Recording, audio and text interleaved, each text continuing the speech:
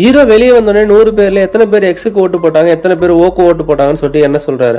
அப்போ ஓக்கு ஓட்டு போட்டா 55 பேர் இருக்காங்க, எக்ஸுக்கு ஓட்டு போட்டா 45 பேர் தான் இருக்காங்க.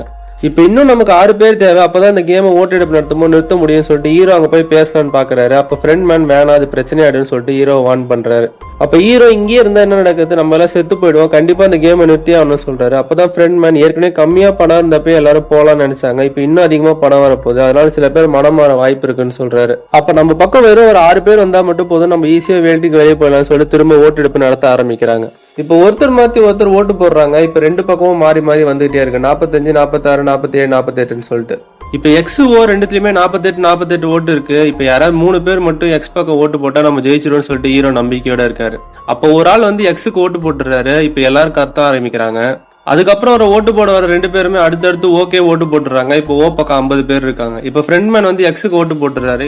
இப்போ ஓட்டு ரெண்டுமே சரிசமமா இருக்கதால நாளைக்கும் திரும்ப ஓட்டு வைப்போம், அதனால நீங்க 2 பேரும் தூங்க போங்கன்னு சொல்லிட்டு கார்ட்ஸ் எல்லாம் வெளியே போயிடுறாங்க. கார்ட்ஸ் வெளியே போனதுக்கு அப்புறம் 2 டீம்ல இருக்கவங்க சண்டை போறதுக்கு ரெடியா இருக்காங்க. அப்ப சாப்பிட கொடுத்த சாப்பாட்டுல ஹீரோ ஃபோர்க்க பாக்குறாரு. அப்பதான் ஹீரோக்கு ஞாபகம் வருது, போற சீசன்ல எப்படி நம்ம எல்லாரையும் கொலை பண்ண நைட்டு பிளேடுக்கு வந்துச்சோ அதே மாதிரி இந்த சீசன்ல ஃபோர்க் வந்திருக்குன்னு சொல்லிட்டு யோசிக்கிறாரு.